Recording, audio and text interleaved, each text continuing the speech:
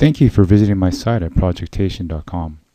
Somehow you have been led here with the hope of getting your hands on the spreadsheet that will help you automatically calculate the hours on your PMP application.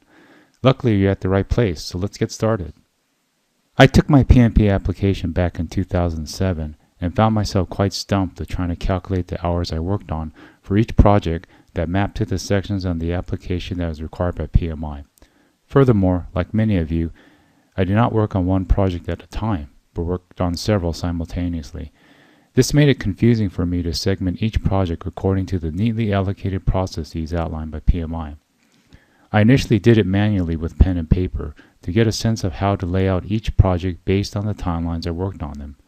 Calculating the hours became cumbersome, so naturally I started entering them on a spreadsheet. After many tweaks and iterations, and with a background in Excel development, I got the spreadsheet to calculate my project hours by simply entering the to and from dates that would automatically populate all the fields necessary on the online application. That only required me to copy and paste it from the spreadsheet to the online application. So as a gift to you, I'm providing the spreadsheet free of charge, which you can download by entering your email in the download box. If you're impatient, please feel free to go ahead and download it now. But I recommend you watch the rest of this tutorial to get a background on why it was developed the way it was, as well as get a good understanding of why you have to list your project hours in this manner. With that, let's proceed. This section is a screenshot taken directly from the PMP handbook, which actually does a good job of explaining how your project time is distributed.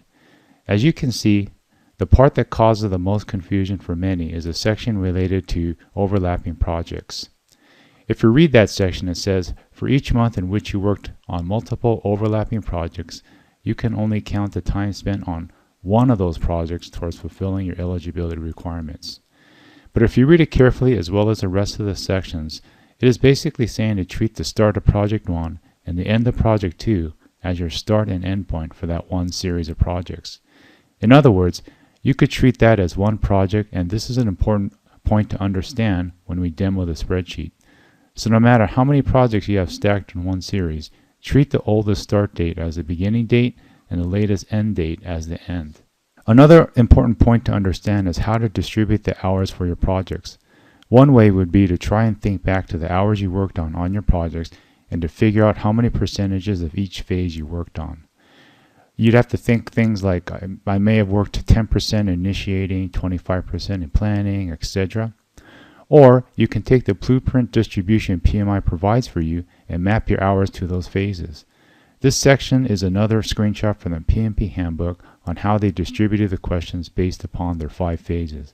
My feeling is that those distributions were carefully considered by PMI and were allocated based on what they felt most project managers should be spending on a typical project for each of those phases.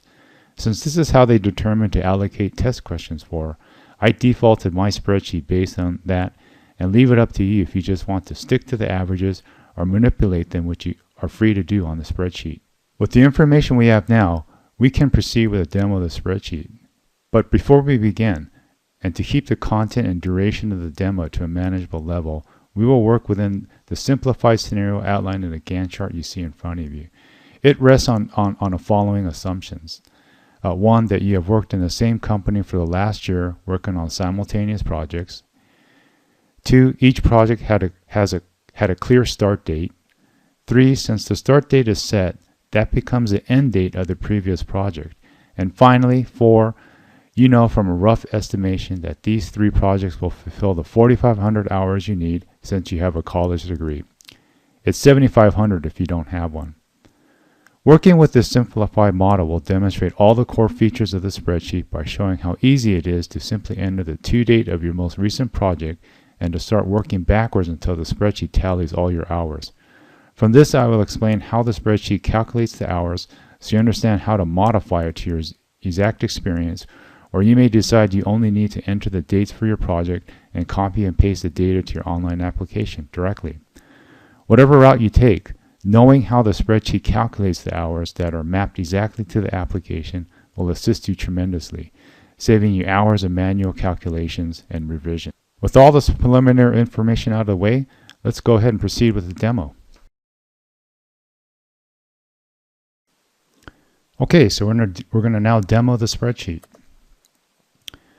So project 1 is going to be your most current project, and the to date is already filled with the now function of Excel.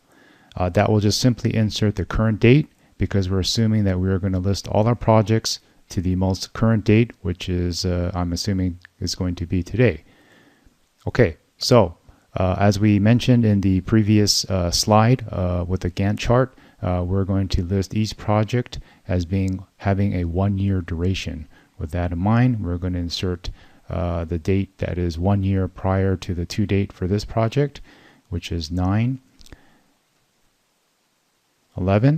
And you can go ahead and enter a date if you want, but for our purposes and for the purposes of the PMP application, it is only requiring you to list the months. So we don't really need to concern ourselves with the date, and the spreadsheet is programmed so that it will take whatever date you have, but just simply calculate the months between. Okay, so you enter the month and year, hit enter, and as you can see here, it calculated the months for you automatically, as well as calculating the hours for you. Now, one thing I want to explain is the hours up here. So if you notice, it is based on a 35-hour work week. Now, I know as project managers, you work a lot more hours than 35, but we're working on the assumption, and I believe the application or the PMP handbook rests on the assumption that you work a full-time job, full-time as a project manager, and that typically is 40 hours. So I'm listed at 35 because I wanted to account for an hour each day that you spend for lunch, breaks, what have you. So just on average, I think it's safe to put 35 hours here. And if we look at the rest of the cells, so these distributions of 13, 24, 30, 25, and 8 correspond to what we were just discussed, which is these are the distributions of the questions on the PMP application, which I'm going to assume is what PMI assumes that you've worked on, or the percentages that you typically should work on for each of these phases of your project. So it simply takes the percentages of this total hours and then just calculates that of 1680, you have done a percentage, or 13% of those hours comes out to 218, and so on and so forth for each of these cells. And they must equal 100%, as well as totaling your total hours, and this 1680 matches this. Okay, so on the simplified Gantt chart, we were assuming that each project was 1 year, and that even though they were overlapping, we had a clear start date for each of those projects. Okay, and what is that start date? Well, the start date for this was September 2011.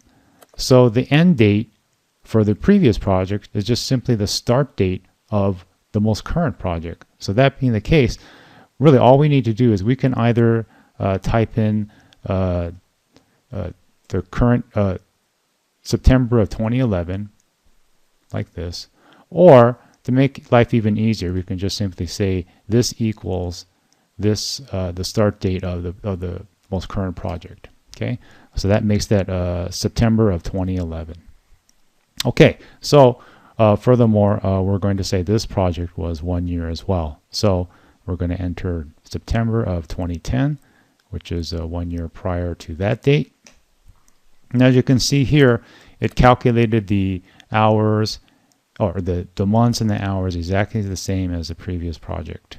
Okay, and because we're using a simplified model. Okay, on the next project, we're going to do the same thing.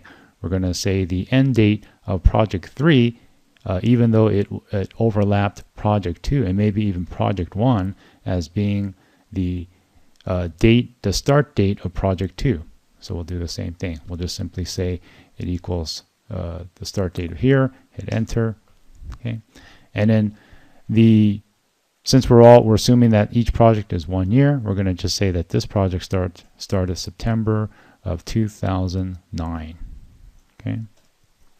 All right, and it did the same thing. It calculated the months and gave the exact same hours as well, which is 1680.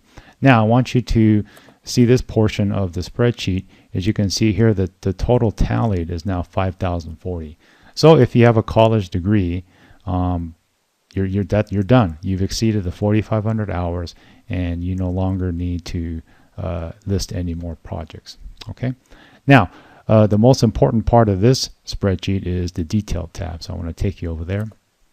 And as you can see here, what these cells are, these are just these cells just basically pulled over from the summary tab and into the detailed tab. And the detailed tab, basically what it does is it takes each of those phases. So these hours here, 218, 403, correspond to the same hours that were listed in the summary tab. Okay, but the difference here is we are also now distributing percentages, and these percentages are based upon these key indicators right here, and these indicators come from the PMP application, because when you do the online application, you will see that it asks you to list the hours for each of these sections. Now there's a couple approaches you can take. Number one, I'm assuming that PMI wants you to be thorough with how you list those hours. So what I've done is I just simply taken some random percentages here, and these percentages always have to equal 100%. And based upon that, I've distributed the hours that are just simply a multiplication of this hour times the percentages. Okay. So if you don't want to think about it, the best thing to do is just leave those random distributions as they are. Or if you want, what you could do is, let's say you don't agree that for project 1 you worked 15% on conduct project selection methods to evaluate the feasibility of new products or services. You could just simply say I didn't do any and zero this out. Okay. Now if you zero this out, what you will notice is the percentages now drop from the 15% back down to 85%. So you're going to have to add those percentages again somewhere else. So just for simplicity's sake, I'm going to add that 15% to this 20% for 35%. As you'll notice here, it becomes 100% again.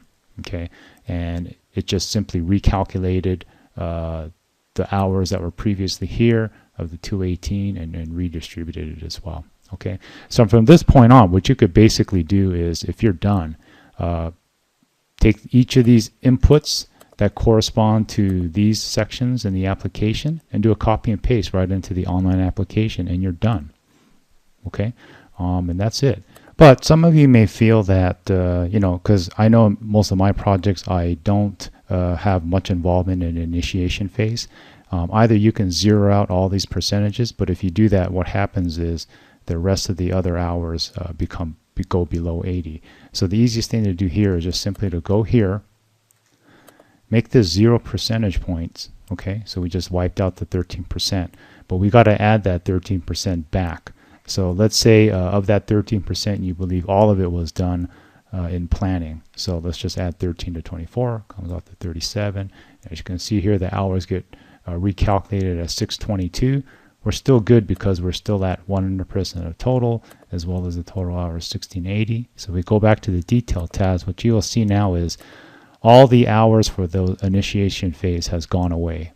But what it has done is it has added those back into the planning phase. So the 622 comes from the summary tab here, 622, and we're good. So you can basically just now copy and paste, have 0 for all the initiation phases in your application, and just simply copy and paste from planning on down. So as you can see here, it's simple as that. You're pretty much done. So I think what we've done is we've highlighted all the core functionality of the spreadsheet. We kind of worked on a simplified assumption that each project is 1 year and had a clear start end date. I know for many of you this may not be the case, but that's okay, because with this general understanding of how this spreadsheet works, it's just a matter of you manipulating these dates and maybe modifying these hours as well if you need to. Now the spreadsheet is defaulted to be protected. It's very easy to unprotect a sheet. I'm using Office 2007, and to unprotect the sheet, you just simply go to the Review tab on the menu, and you can, right here I already had it unprotected, but you can protect it from there, are unprotected as much as you need. By default, just these cells in yellow are unprotected. The rest of the cells are protected, and that's just to make sure that the formulas don't get accidentally modified. But you're free to unprotect the sheet and do as you wish. If you mess up, what I recommend is create a unused copy in one folder and maybe use another one to test it out. Or you can just simply go back and re-download the spreadsheet from the email that you get. I think it lasts for 24 hours. Okay, and with that, we're done with the demo of this spreadsheet. So this concludes the tutorial and demonstration. I hope you have found it useful. Please feel free to visit the rest of the site, including additional resources for strategies and tips for passing the PMP exam. I hope to see and hear from you again and wish you the very best with all your project management endeavors. Thank you.